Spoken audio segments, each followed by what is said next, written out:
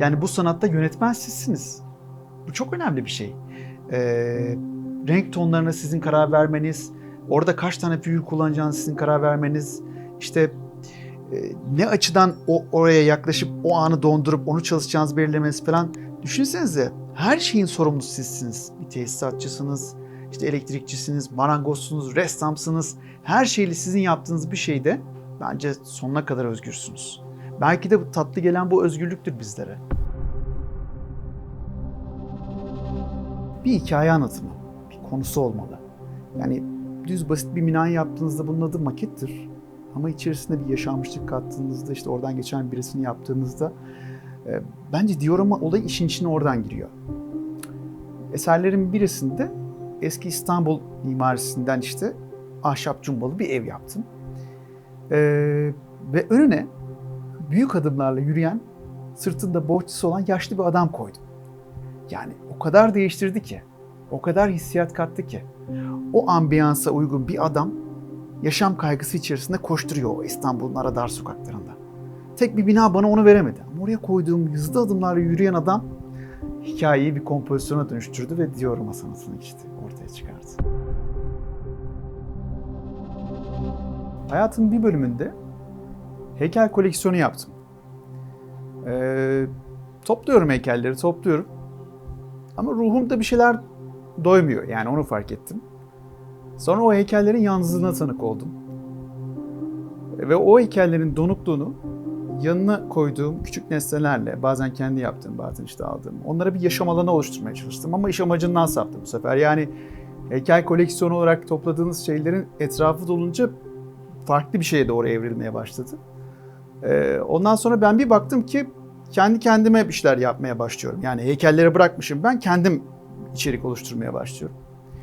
Sonrasında da hayatıma işte bir puzzle girdi. Aslında vurucu olan nokta bu. Yavuz Bozkurt imzalı eser. O yaptığım puzzle, çok beğenerek alıp yaptığım o puzzle'dan çok etkilendim. Ve o ressamın aslında ne düşündüğünü anlamaya çalıştım uzun uzun. Yani o yaptığım puzzle'a böyle gecelerce baktım. Ve o puzzle'ın böyle 3 boyutlu bir halini yapmak istedim. Ama şöyle düşündüm. O ressam, o resmi yaparken ismi Ankara'da Tango'dur. Yavuz Bozkurt'un bu eserinin. Ankara'da Tango adlı eserini yaptı, oluşturdu. Üzerinden zaman geçti. Bu puzzle oldu ve ben onu yaptım. Şimdi ben onun bir güncellenini çalışayım. Nasıl olur? İşte tango yapan bir çift vardır. Ankara'da Atakule'yi gören bir binanın içerisinde. Evet, o bina hala duruyor. Zemindeki karolar hala duruyor. Ama kadınla adam gitmiştir bana göre, üzerinden zaman geçtiği için. Ama kadının ayakkabıları oradadır mesela. Ben yaptığım dioramanın içerisine bunu koydum. Veya bir şeyler içmişlerse bardaklar masanın üzerinde kalmıştır. Yani hikayenin sonrası nasıl olur diye ilham aldığım ve ilk büyük dioramam dediğim nokta budur aslında. Bir eşyayı alıp işte minyatürünü yapıp koymak kolaydır. Bu koltuğu yaptım, koydum ama bu koltuğa kimler oturmuş, neler atlatmış, işte üzerindeki doku niye bu kadar yıpranmış, nasıl eskimiş, kimlere ev sahipliği yapmış, neler olmuş neler. Onun hikayesini yazdığınızda işte o sanat oluyor bence. Yani o noktada hikayeleştirme olayı işin içine girdiği noktada sanat başlıyor diye düşünüyorum. Hayat içerisinde ışık var. Bence olmazsa olmazlardan bir tanesi. Eserlerimin büyük çoğunluğunda ışık kullanıyorum. Işığın hayatla bir bağlantısı olduğuna inanıyorum ya. Biz ışığa ihtiyaç duyan insanlarız. Aydınlık tarafını hep kazanmasını isteriz yani. O aydınlığın içerisinde de ışık var. Yani çok loş bir tuvalet çalışması bile yapsam için içerisinde loş bir aydınlatma koyuyorum yani. Patlamış olabilir ama tercih etmiyorum. Aydınlansın. Ve de tabii teknik yönden de detayların daha iyi görünmesini de sağlıyor. Bazen kullandığım ışıkların rengini de değiştiriyorum. Onu da bir mekanı sizin gördüğünüz bir açı var, bir de benim gördüğüm açı var. Belki siz o mekanı sabah gördünüz. Ben öğleden sonra güneşten batmak üzereyken gördüm. O eğer bina sarıysa sabah gösterdiği renkle öğleden sonra gösterdiği renk farklı. O yüzden de gördüğüm şekildeki rengi yakalamak adına bazen ışık oyunlarında kullanabiliyorum. Çerçevelerimi bulmakta açıkçası hiç zorlanmıyorum. Bazen eski bir radyo kutusunun içerisine çalışıyorum. Bazen işte yıpranmış bir fotoğrafa sahip bir çerçeve oluyor bu. Bazen de eski bir şarap fıçısı. Şarap fıçısının içerisine çalışıyorum. Bu objeleri gördüğüm zaman beni buradan kurtar diyor. Beni başka bir şeye dönüştür diyor. Sanırım bu. Beni çağırıyorlar. Ben de onları farklı bir dünyaya götürüyorum. Farklı bir şekilde tekrar hayata döndürüyorum.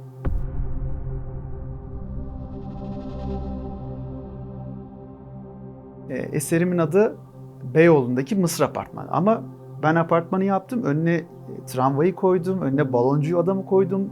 Simitçi adamı koydum. Karşıdan karşıya geçeni koydum. Tramvayın işte süren adamı koydum. İnenleri inenleri koyuyorum. Elinde bir valizle orada bekleyen adamı koyuyorum falan. Bu insanlara dokunmuş. Zaten amaç da bu. İnsanlara dokunmak. Yani şu an sizin baktığınız o eserlere ben size bakıyorum. Sizi bakarken o kadar haz alıyorum ki. Sosyal medyada binlere, 10 binlere ulaşıyorsunuz. Tabii benim amacım çok yüksek sayılara ulaşayım değil. Bunu bu amaçla yapmıyorum ama ulaştığı kadarıyla insana ulaşması çok mutluluk verici tabii. Herkesin görmesi esasen. Bir gün bir mesaj aldım. İsrail asıllı bir iş adamı. İşte ben bunu almak istiyorum. Benim için çok önemli. Bu hikaye, bu kurgu işte bana lazım. Çok önemli. Ya diyorum ki çok önemli ve büyük bir eser. Kargolaması falan mümkün değil. Ben Türkiye'deyim. Gelmek isterseniz buyurun alın. Çok parası da önemli değil ama bunu kargolarsam kırılır. Hiçbir karşılığı olmaz. Ondan sonra ben de çok sormam ama yani adam o kadar ısrarla mesaj atıyor ki niye dedim sizin için bu kadar önemli nedir? Ben o apartmanın önünde eşime evlilik teklif ettim dedi. Yani benim için çok önemli, eşim için de çok önemli. Bunu alıp evime koymam lazım. Öyle de olmadı ama. Başka birisine kısmet oldu. Başka bir iş adamı onu geldi ve aldı yani. Bazen hayat böyledir işte yani. Çok istersiniz ama olmaz. Tabii sosyal medya insanları birbirine ciddi anlamda bağlıyor. Hiç tanımadığınız, daha önce hiç görmediğiniz insanlar sizin eserlerinizi görüyor, yorum yapma şansları oluyor. Bu çok bulunmaz bir nimet olarak görüyorum bunu. Bir gün yine bir mesaj aldım. Oğlu üniversiteyi kazanmış Amerikalı bir kadın. Oğlunun kazandığı üniversiteye ait bir kapısının girişinin dioramasını yapmamı istedi. Çok onura oldum. Yani üniversiteyi kazanan bir gencin kazandığı okulun kapısını yapma fırsatı kazandığım için şu hayatta çok mutlu oldum. Nasıl bir haz derseniz bilmiyorum ama hani bana güvenip benden bunu yapmamı istediği için çok mutlu oldum. Yapıp gönderdiğimde de o mutluluklarını benimle paylaştıklarında daha da mutlu oldum. Siz bir şey üretiyorsunuz ve karşıda onun bir yeri oluyor. Bunun paha biçilebilir bir şey olduğunu düşünmüyorum. İçerisine bazen yaramazlık yapıp değiştirdiğim oluyor ama bu sizin kurguladığınız bir şey. Yani oradaki yaratıcı sizsiniz. Belki de aldığınız haz bundan kaynaklı. Yani renkleri siz seçiyorsunuz, dokuyu siz seçiyorsunuz. Orada koyacağınız adamın mutlu mu mutsuz mu olacağını siz belirlersiniz. Bu tamamen ilham aldığınız noktaya göre değişir aslında. Yani siz gerçeğe bağlı yapacağınız bir mekan mı çalışıyorsunuz yoksa gördüğünüz bir rüyaya mı çalışıyorsunuz yani? Gördüğüm rüyaları yansıtmaya çalışırım. Aslında saygı duyuyorum biraz. Öyle de bazı eserlerim var.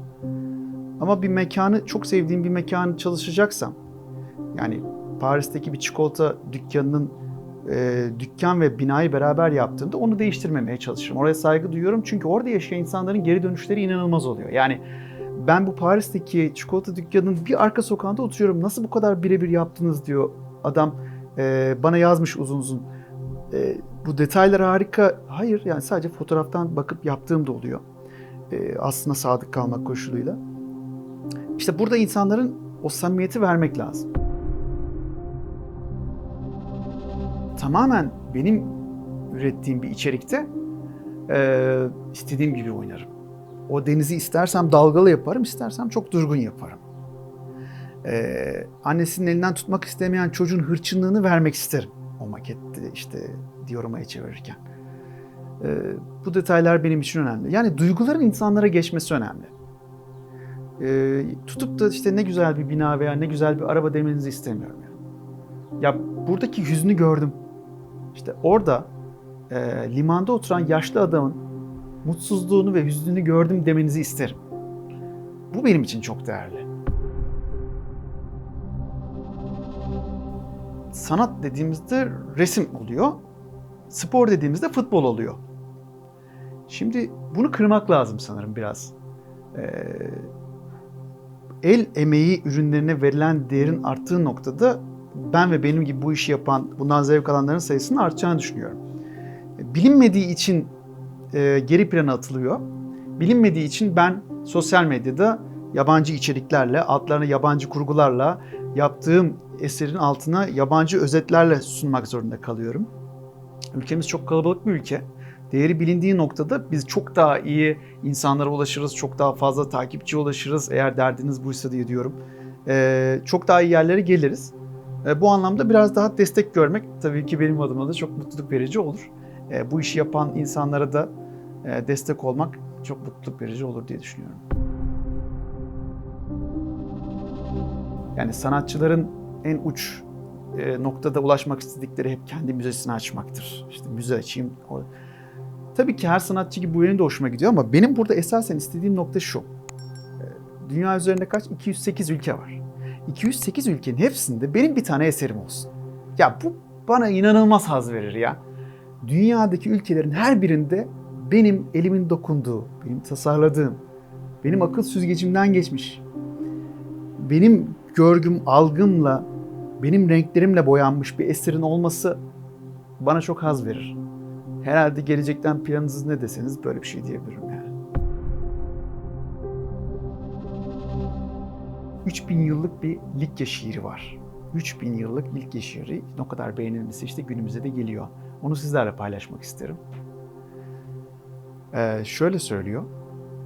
Beni bulamazsan üzülme. Eserlerimi bulacaksın. Kestiğim taşları, açtığım yolları, işlediğim heykelleri bulacaksın. Ve fark edeceksin ki binlerce yıl öteden ellerimiz değmiş birbirine. Tüyleri diken diken eden bu belki de tablete yazılan bu yazı günümüze kadar ulaşıyorsa insanların bu noktada aldığı hazzı anlayabiliyorum. Yani benim de eserimin bir başkası tarafından görülüp beğenilmesi olayı beni çok ileri taşıyor bir şey ve belki de bizler işte o sonsuzluğa açılan kapının anahtarı olarak eserlerimizi kullanan romantikleriz.